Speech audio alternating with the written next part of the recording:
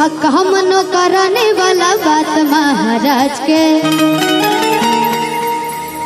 का कि होय फेंक दो न लोढ़ा गुस्सा कम करो थोड़ा चूड़ी फूट जाए और रंग छूट जाए तो मन रूठ जाए कि तारा राजा जी के दिलावा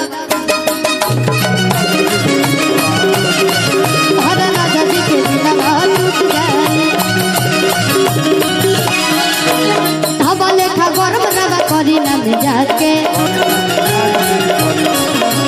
काम नो कराने वाला बात महाराज के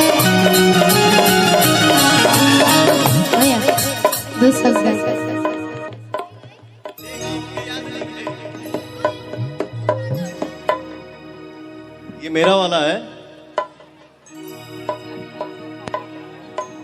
हेलो हेलो ओ भाई साहब उसमें भी जरा दे दीजिए, थोड़ा लेवल बढ़ा दीजिएगा।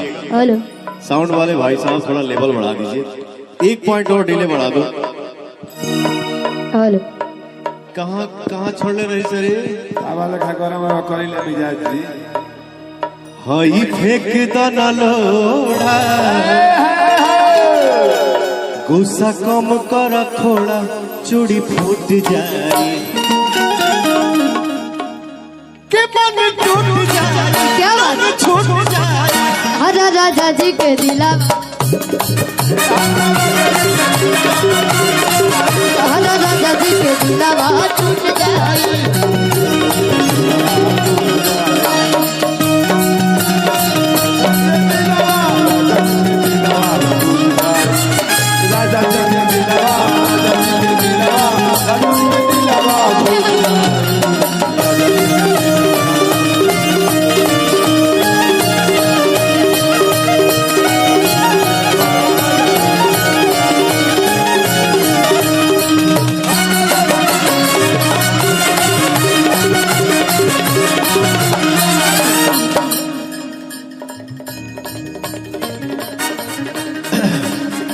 पब्लिक को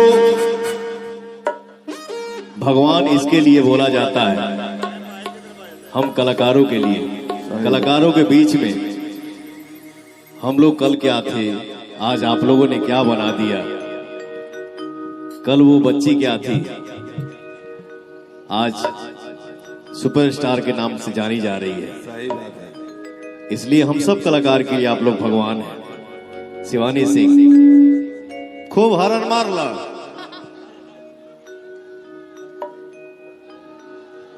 वो तान्या जी हैं, ये जिया जी हैं, ये आरोही जी हैं।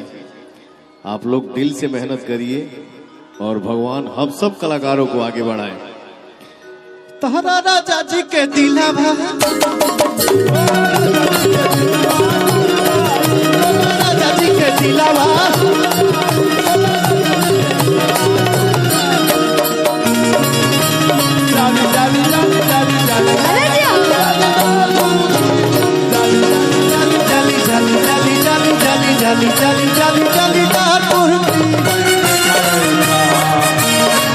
हम तो तोरे जैसा नहीं देखा ऐसा, हम तो तोरे जैसा हो नहीं देखा ऐसा। ए भैया अरे देहिया में तोहरा गजब फुर्ती, अरे देहिया में तोहरा गजब फुर्ती। भाई रे देख मस्ती कभी कभी होता है,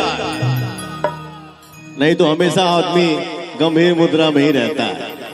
मैं ये देखना चाहता हूं सागंज की धरती पे जोश जोश किधर है ज्यादा। ये हर ज्यादा बा कि हर ज्यादा बा हो भैया, हो हर ज्यादा बा हो हर। तो आप लोग अभी ताली नहीं बजाएंगे, खाली आप लोग बजाएंगे। अरे बड़ा जालीदार बतोहार कुर्ती, बड़ा जालीदार बतोहार कुर्ती। अब आप लोग नहीं तनी हर देखेंगे चाह कर। अरे बड़ा जालीदार बतोहार कुर्ती, बड़ा जालीदार बतोहार कुर्ती। मैंने बहुत पहले एक सिंगर है जिनका मैं बहुत सम्मान करता हूं, उनके मुंह से ये गाना सुना था, हम लोग एक रहेंगे तो भैया हर किसी से लड़ सकते हैं। एक भाव था कि लखनऊ पटना दिल्ली, लखनऊ पटना दिल्ली जदि आपके ना हो, लखनऊ पटना दिल्ली जदि आपके ना हो, तो पूरा देश के हुए बॉम्बे तोहरा।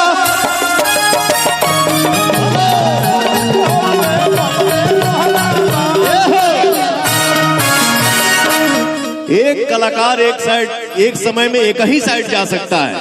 बारी बारी का बात आया, कहां जोश ज्यादा है तो सब दिखा दिए। एक बार चारों तरफ से हो जाए, हो भैया, अरे बड़ा जालीदार बात।